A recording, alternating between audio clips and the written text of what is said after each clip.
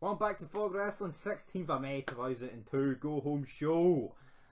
SmackDown once again proving like it's a superior brand to Raw. I mean, Raw might have fucking Austin, but that's all they've got at the moment. For SmackDown, you've got fucking Finney Mac and Stacey Keibler backstage, great segments all the time. You've got Jericho, Angle, Edge, Big Nose Triple H, even though he has a burying bastard with that big shovel and sledgehammer. Reverend Devon, Rico, Billy and Chuck, Tajiri, fucking Hurricane. I mean, you name it, the good stuff is on SmackDown. You put Austin and William Regal and Booker T on this SmackDown, like, Raw's nothing. Raw's into a 1.5 million viewers if you do that. Anyway, let's kick off the show. I just don't enjoy Triple H really at this period of time. No. It's not Evolution Triple H, it's face. It's kind of tweener. It's kind of... Yeah, I just don't think it works. I mean, Triple H is a heel in my opinion. Unless he's face and DX, he's alright. Aye. I think with Michaels, he just doesn't really... Aye, he's a wingman or something. See when he's on his own, I just don't really buy him as a face. But anyway... He calls out Jericho. After the beatdown last week, he doesn't get Jericho though, he gets Edge. Rob Zombie. Rob's not ever gonna stop me, never gonna stop. Edge comes out, pissed off that Triple H hit him with a sledgehammer last week. He says that he'll deal with Angle at the pay-per-view, but tonight he wants Triple H. Are we going to get a match between these two? They're going nose to nose. Triple H's nose is fucking nearly poked one of Edge's eyeballs out. And then all of a sudden, we get Jericho and Angle running down to the ring. They jump in, they beat them down. Edge is getting the shit beat at him by Angle, but Triple H has somehow got the upper hand on Jericho. This guy just refuses to get beaten or fucking even attacked or... This doesn't look weak. No. Angle then has to come from behind with a low blow. Then they start beating up Edge. Cut a bit of Edge's hair off. Triple H comes in with a chair to make the save, and then we get Jericho and Angle, and they run to the back, and Edge is laying there beat up with a bit of hair missing. The game, I'm the gamer, and he's standing there with a fucking steel chair ready to smash someone over the head like he did last week. Guys, though, right before we move on, I think it's actually mad it took to 2006 before Edge won a title. I guess you could argue there was a few injuries in there. Like a world title? Yes, that's what I mean. I think so. Yeah, I mean... I feel like the likes of Orton and Benoit were getting them. No reason why Edge couldn't. Yeah, like, I'm not saying in 2002. I'm not surprised he doesn't get one in 2002. But when you think... Yeah, like when you mentioned it, Hogan goes, Rock goes, Austin goes. I know Austin's on a different show at the moment, but Taker's disappears for a bit. Yeah, the people that get the title before Edge is fucking shocking in my opinion. I think Edge could have very easily been a transitional champion in 2002 when they had two belts. I think he's the one guy, no. Yeah, not as the one guy. Yeah, I see you think about it. For Benoit, Orton, Cena, Batista, Guerrero. All to win it before him. Fuck me, who wins it before? Who wins it before? Let's go through the names. You got Cena, Brock. Orton, Brock. Well, fair enough, Brock, because he's like a fucking freak of nature. Like, right, Batista. Cena, Batista, Orton, Benoit, Guerrero. Is that it? JBL even, like... JBL fucking wins it out of nowhere. I think Edge wins it before Mysterio, doesn't he? Aye. Yeah. Barely. Barely. That might be it, but still, it's fucking, it's enough, you know? Big Show even gets another title reign before Edge can get one. What's that all about? Fuck aye. I mean, who booked this shit? Hardcore Goldberg. Even Hardcore Holly gets a fucking Shawn match. Michaels, Goldberg. I have no real issue with those. No, but I mean, come on. I think Edge could have definitely had gotten a title run here. Anyway, we've got Mr. McMahon in the back with Stacey Keibler. She's wearing a dressing gown. McMahon wants a sneak peek. She opens it up. He says something about he wants to. I don't know. What did he say? Give those puppies a nuzzle or something? Aye, give those puppies a nuzzle. He pokes his head into Stacey Keibler's dressing gown. The next minute, the fucking door flies open, and it's like hey Daniel. It's Angle and Jericho. It must be like it's McMahon's stepkids have just burst into his locker room when he's trying to get it on with Stacey Keibler. McMahon's not too impressed, but Jericho and Angle are proud of themselves. Angle's bloody holding Edge's like lock of hair, so if it's another gold medal that he's won, he's like, oh, look at me McMahon, look at me McMahon, I've got Angle's, I've got Edge's hair. Then McMahon seems a bit more pleased. He comes round and he books a match between these two and Edge and Triple H tonight. So I mean, good two opening segments to start the show. Yes, you cannot complain, and then you can complain because you get Lance Storm and Hardcore Holly taking on the Big Valboski and In Randy fairness, Orton. this was the low point of the show. This was as bad as it got. So may as well get over now. Storm, Hardcore Holly versus Orton and Val Venus. For some reason, not allowed to call him Val Venus anymore. Probably because Venus just sounds too much like a penis. But yeah, they take on. It's two boring bastards in reality. It's Hardcore Holly and Storm. Orton gets the win with a roll. At least with Storm, it's funny. Yeah. With Hardcore Holly, it's just boring. Good luck with that shit. I mean, it's just shit. And his ECW run, trust me guys, that doesn't get any better. Yeah, Orton gets the win. Whoop-de-doo. I mean, I think Orton's debut was not bad, you know, when he was in backstage with Stacey Keibler and she blamed McMahon, she blamed Orton to McMahon as if he was like coming on to her and all that shit. But since then, he's just been stuck in a feud with Hardcore Holly, and where can you go really? Now it appears to be Lance Storm he's feuding with. Make up your mind. Two boring bastards. By the way. Then we move on to another backstage segment. Lots of these segments in this show, and that's why I liked it. I like the segments, you know, quick segments like a 1 minute segment and a 2 minute segment. It's like the action's quickly. You know, you're on one side of the arena, then you're in the hallway, then you're in the locker room. It's good. It flows. It makes the show fly. And see, now it's like one segment. It's like 30-minute segment here, 25-minute segment there. I like the short segments. Anyway. Aye, that's another thing with wrestling today. It seems like if we can't get them on, they need to have a match. No, you can have a segment. Yeah. Yeah, but then again, who's over really to have a backstage thing? I know, but you need to give people time to get over. True. You can't get over with matches. No. Well, Meltzer thinks you can, but you can't. You can't. You fucking can't. Because if someone's not over, you don't care about the match. Exactly. It's as fucking simple as that. If you're not over, nobody cares about your match, so you can't get over with good matches. No one's ever gotten over with good wrestling matches. People say Daniel Bryan, but he's not over. It's just the marks like him. You can be a half-established star, and matches can help you, but they'll never fucking Austin never got over on his matches. The Rock never got over on his matches. Exactly. Hulk Hogan never got over on his matches. What, fucking same match every fucking night of the year? Oh, a big 400-pound guy, or Earthquake, Big Bundy, you know, beat up, Hulkamania, punch, Leg Irish drop. whip, big boot, leg drop, good night. I am a real. I mean, that didn't get. No, I mean the matches. Who cares about the fucking matches? It was the fucking Hulkster. He gives that wee look at the crowd, and then 10 million people are, you know, putting their hands up. Which we're going to get to, Go by the crazy. way. So anyway, we get Maven wishes Tori Wilson good luck, says that he's seen what Tajiri done last week, and Disgraceful. and he says he wants to take her out to dinner the night after the match, have a few drinks, and she actually agrees. She says yes. So Maven, It's tough enough. I guess, for Tori Wilson. He's won one competition, he's won another one tonight, but then out of nowhere, Reverend Devon pokes his wee Don't it? around the corner, and he comes round with big lefty Dave Batista. It's a good somebody bash Joe Biden? It's a good job Jim Ross's wife didn't die before this scene, or else Batista wouldn't have been able to hold it together. But yeah, Batista, Devon says to Maven, I know what you're thinking, and it's impure thoughts and all this stuff, and Devon's like, you know, You're wanting a square goal. yeah, he wants to batter Maven because he wants to go out with Tori Wilson. Who doesn't want to go out with fucking Tori Wilson? Even Devon does, right? Let's be real. This whole pastor gimmick, mate, you're kidding yourself on. He's just a scrounging bastard, that's it. I mean, see, if Tori Wilson took that dressing gown off, Devon would rip off his fucking tux and yell, Bubba, get the fucking tables. He would. Table for two, Devon and Tori. That's what you'd get. But fucking Devon and looks like Devon and Deacon Batista are about to batter Maven here because he wants to go on a date with Tori Wilson. What the fuck? And then they bought it. What the fuck? And then Al Snow, the fucking 20-time world champion Al Snow comes in and Devon shits himself. Batista, not spoken yet, but you know, if he did speak, he'd be like, oh, I don't want a piece of Al Snow. You know, so the two of them just leave. Like Al Snow, see if you're getting bullied in school, see if someone's harassing you, just fucking call Al Snow. He'll get the job done. What does everybody want? Everybody wants Al Snow. Anyway, another wee good segment there. Next up, though, talking about lefties, Gregory Helms shows up here. With Funaki backstage, I thought he was dead.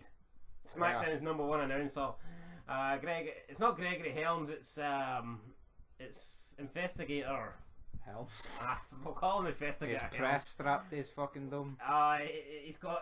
Funaki's got like a letter stuck to his back, and he goes, it says, "Oh, last week I was dealing with an evil letter. Now you've got a letter stuck to your evil fucking t-shirt, whatever, the logo." He reads it. Basically, the letter says, "If you win the cruiserweight title, you're going to get your fucking arse kicked." And Funaki's like, "What the hell are you on?" Funaki actually speaks English for a change. No one was dubbing it in. He was actually speaking English, and then Gregory Helms goes to fly off, but then he realises, shit, I'm not the Hurricane anymore. I'm Inspector fucking Gadget, or whoever he's pretended to be here. That's the not break kayfabe here. I'm no the Green Lantern, so instead of flying away, he just turns around and runs. And indeed, this was a good segment. I liked it. That was good. I mean, Indeed. Up next, Chris Jericho. He addresses the Triple H Judgment Day Hell in a Cell match. And he says that Hell in a Cell, Triple H is going to get the real Chris Jericho. I'm just not really digging this feud, to be honest. On SmackDown, this is the thing that I'm probably least interested in, and it's like arguably the biggest thing on SmackDown. Well, I'll tell you what, right? See the fact they had to follow Rock Hogan? Why couldn't the Mania match have been the Hell in a Cell? Because I guess the feud hasn't reached the boiling point. Hell in a Cell. But at this point, it's nowhere near what it was. Yeah, but this is the last match. I'm assuming in the feud, and it always ends with Hell in a Cell, I guess. You know what I mean? Oh, well, it did back in the day, guys. Well, like, I'm just not a big. I love Jericho, and I mean, I guess Triple H is alright. Like, he's good. You know, he does buddy everything that's fucking good. See if you just think of the year 2003. 2002 is not too bad, but 2003, all I can think of is Triple H. I'll give Goldberg the belt for a month, but I'm taking it right back. I'll give Michaels the belt for 3 weeks, but I'm taking it right back. That was 2002 though. How's Michaels not got? How's he not got one successful title defense? Bull fucking shit. I know. Next up though, my favourite part of the show, Rob Van Dam, Slurpee, 7-Eleven, awful attire. You love it. Some guy with his girlfriend's buying a Slurpee cup. RVD's like, nah, you don't want The Rock. You definitely don't want Matt Hardy. You want RVD. You want Denim James Van Dam. Then the segment, the commercial ends with RVD stealing the guy's girlfriend, and the guy's chasing after up with them. Hey Rob, I got you a cup too. Up next with Reverend Devon taking on the rookie Maven, and Reverend Devon wins this one. Interference from distraction from Deacon Batista. Devon with a low blow. What's the whole Deacon gimmick? Hits this, no idea. Hits the saving grace on Maven. Wins the match. He starts beating up Maven after the match. Al Snow comes in, takes care of Devon, turns around and gets smashed with the big money briefcase. Concession. This was legit Money in the Bank before Money in the Bank was a thing. Well, I wonder how much money's in this bank. Almost half more over, like, as well. Because they need that money, because Devon has to go out and buy Vince McMahon some protection later, so I hope they've been getting as much money as possible for this crowd tonight. And then they take off to the back. Then we have Stacy Keibler. Probably the weirdest segment of the show. I didn't get it. E-Man, he must have been over at the time. That's all I can... Yeah, Stacy Keibler's backstage looking in the mirror. She's about to go out for a match. And there's a guy called E-Man. He just bursts out of like a wee tiny cupboard. And we had a camera. Captain Panasonic. And every time he said a word ending in E, he put the emphasis on E. So I'm assuming that's why he does it, because he's the E-Man. But I've no idea who this guy is. It sounds like it could be a rip-off of the Wee-Man for Jackass. That's the only thing I can think. Because he is a dwarf. But then again, with WWE at this time, would they really be getting rip-offs? They'd just get the Wee-Man. I know. I don't get that. The WWE in 2021 would take the fucking E-Man. But that's like a TNA thing. But then he's like, oh, I'm going to film it with my Panasonic thing, and then he just fucked off back into the cupboard. Like a wee fucking nonce. Probably having a match with Hornswoggle in there right now as we speak. Swaggle.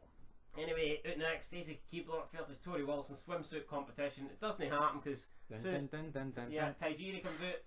No idea how he could see the ring, but he managed to find his way there. The backstage satellite. He comes out, covers Tori Wilson. Not that he could see anything anyway. And takes her to the... That's getting old there, big man. Takes her to the back. Stacey Keibler declares herself the winner. Taz is like, yo, you can't be the winner until we see the goods. And she says, you want to see the goods? Well, tough luck. And Trish comes out. All of a sudden, there's a new rule where the women's champion can appear on both shows. Even though that was never the fucking deal. The only person who could appear on both shows was the Undisputed Champion. Every other title was exclusive to either Raw or SmackDown. That's why they were picking the titles on the draft. So I don't know why they've changed this. Especially considering there's barely any women on SmackDown. I mean, who is there on SmackDown? I think this is... I think it's just for this pay-per-view alone. And I literally think it's just to include Devon and Bubba. It's like a cool dynamic. I think I don't think you'll see the women's champion back on SmackDown. I reckon this was like a one night only thing. Yeah. Unless obviously Stacey Keibler wins, which I don't think she will. But if she does, then you know what? I guess she'll be on see going SmackDown. forward. I mean, SmackDown's just what it's just like Sable, Stephanie McMahon, and You get like Nydia comes into it, like, and That's it. Dawn Marie. But I mean, they're not wrestlers. Like, I mean, They're just there for the fucking cool action scene. they're there for the cool action scene. And then Trish comes out. She's not wearing a swimsuit, but she's in her lingerie, and she gets the win. Kicks fucking Stacey Keibler, falls out the ring on her ass, sells it, goes to the back. Taz announces Trish Stratus as the winner. Then we get backstage. McMahon is meeting with Stacey Keibler. She's pissed off. McMahon says he'll give her a title shot to make up for it. Devon's there, and McMahon says he needs some protection. And Devon thinks you're really asking. He says to McMahon, "You're asking a reverend to buy condoms." No. And McMahon's like, "No, Stacey needs protection at the pay-per-view." So Devon is playing like the Catholic priest who's against, like, you know, sex, and then you hear the fucking gay boys music playing, Billy and Chuck in the background. It was like, it had to be done on purpose. There's no way this was a coincidence. I wonder if they could hear it. No one sold it though. I mean, you've got Reverend Devon talking about fucking buying condoms, and then Billy and Chuck's music hits. Has to be fucking done on purpose. Big Kevin Dunn. And so the pay-per-view, it's official. You're going to get Stacey Keibler with Reverend Devon and Deacon Batista in her corner taking on Trish with presumably Bubba Ray. We don't know if Bubba Ray's going to be there or not, but Vince McMahon is assuming he will be, so who knows? Will there be tables involved? We'll find out. That's another match then booked for Judgment Day. Speaking of Billy and Chuck's music, we get Rico versus Rikishi up next. This essentially turns into a 3-on-1 match, and it ends with Rico getting his chest flattened like a pancake. So see some of the moves Rikishi, like, how's he do that? Same with Yokozuna. How did they do it without killing them? Especially Yokozuna, like, because he's just no. Did you see that time Yokozuna? I landed the guy's head. Off the top of the middle rope. Yeah, I think that guy died. I reckon McMahon threw him in the trash can after the match. Head up the ass. Remember they buried Cactus Jack and Chainsaw Charlie in the dumpster? I think that guy just got put in a dumpster and you never see him again. His head was fucking done in like a pancake. Then we're backstage again. McMahon's pulling off like Stacey's gown. He's rubbing his hands up her legs, and again, this time it's Billy and Chuck coming in with Rico. McMahon getting interrupted. Why doesn't the guy just fucking lock his door? I know. Or go and buy a hotel room? Leave the arena early like he did with Trish that time back in like 2001 or whatever. I mean, why doesn't he do that? Get a hotel or... we'd be robbed at hundreds of segments though, so I'll take it. Yeah. You lost to Rikishi? Yeah, McMahon seems annoyed. He probably didn't even know his fucking match was happening. Yeah, McMahon seems annoyed that Billy and Chuck lost to Rikishi, even though he didn't. It was Rico. Then he announces that they'll defend the titles against Rikishi and a partner of his choice at Judgment Day. So we've got another another title match announced. Then we have Triple H backstage. He's confronted by Edge. He says that they might be teaming up tonight, but he's not forgotten about their little squabble earlier, and they've got unfinished business. Edge says Triple H says to Edge, before you start worrying about me, maybe titles. And Edge responds with, "Well, I didn't sleep my way to the top, brother." Which I actually thought was a really good segment. But that's what gets me about Triple H. He says that, but look at the amount of people he shafted at world titles, albeit not yet. You know, I know that's breaking kayfabe, isn't it? Like, I know, but when you break it down. But Edge, the way Edge said it was kind of like he won his titles because he'd helped from McMahon. So he didn't. Yeah, I'm not saying. At least he didn't bury the product and go as his fake. He kind of alluded to, well, you only won because if you never joined the McMahon Helmsley shit up together and teamed up with the McMahons. What he said it made sense, but it's not like he says you only won the title because Vince booked you to win it. I know, but my point is, look at the amount of people. Like, Triple H could say to like Van Damme, Booker T, and it's all because, mate, you fucking didn't let them get anything. Yeah, but then if you say that though, that's obviously. No, I'm not saying he should say that. I'm just saying it's ironic. Nah, but you're looking at it from a kayfabe thing. I'm looking at it from a professional standpoint, like a wrestling standpoint. Yeah, but it's ironic. Yeah, but they never won the titles because they didn't beat Triple H. You know what I mean? You're looking at it from a booking standpoint. Yeah, I know. But I'm just saying it's ironic. Alright, but I don't. It is kind of ironic, but I don't. I just need to overthink it. Alright, okay. I'm just saying it's ironic. Anyway, I'm surprised they only let this slide because it actually made sense. You know, because it actually McMahon Helmsley era. if you actually look at it, Triple H did retain his titles a lot because of the McMahon Helmsley era. Yeah. And he probably, I can't remember, but he probably won a title as well. At WrestleMania, sure, he won it because McMahon turned on the Rock, so WrestleMania 16. So, I mean, what Edge is saying here actually Maybe makes calls sense. it 16, big man. It's 2000. Fucking piss WrestleMania anyway. It was not good. I mean, when your main event's got Big Show in it, it's going to suck. Well, thank God he's not on SmackDown. Up next, with Tajiri versus Billy Kidman versus Hurricane. Quick cruiserweight action for the cruiserweight title. And we've got a new champion. The Hurricane wins, defeating Tajiri. Tajiri did the hand springboard maneuver to Billy Kidman, who was on the apron, kicked him off. He went for the buzzsaw kick, missed it. Hurricane had a choke slam. At least when he hits on a guy like Tajiri, you know he's going to do it. Same as he tries to do it on Kane, you're like, it's not happening. So Hurricane's a new champ. Up next, we had the immortal Hulk Hogan. Greatest. I mean, the guy's just brilliant. This is being over, folks, not Kenny Omega. But this was weird in a great way. He just came out. He came out. He's selling the back injury. You see him walking backstage. Oh, Hogan next. He's selling the back injury. He gets a massive pop. He gets in the ring and just doesn't say nothing. The crowd are pure chanting non-stop for like 10 minutes straight, and Hogan's crying. No, but I don't care if you're a mark or you're not, or you're a fan of whatever era, but anyone should have found this great. Just him getting that reception. It was great, but it was weird at the same time. I know, I'm not saying he's crying, and well, he's trying not to cry, but you can clearly see he was tearing up. It was strange. Crowd going pure mental for 10 minutes. It was fucking brilliant. Top fucking brilliant. It was as if it was his first appearance in years. The guy was on SmackDown last week. He was on Raw. Where was this? Maybe, I don't know. Maybe he thought he was dead after Undertaker. Fuck the E-Man. I think he mentioned where he was. I don't know, but anyway, regardless, Hulk Hogan gets a pop wherever he goes. Doesn't need to be in his hometown of Chicago. Yeah, it saved him having to cut a longer promo. I did, his promos are pish, so. Let me tell you something, brother. Undertaker. And then, no chance. That is what you've if got. You really think that I was the right guy at the wrong time. McMahon comes out, says Hulkamania is dead. Says that, you know, he wasn't anymore. How can he say that after what just happened? I know, fuck me, McMahon. Calls him a bitch or something. I think he slaps Hogan. You got that yellow streak down. Yeah, a yellow streak of piss. And then Hogan doesn't like it.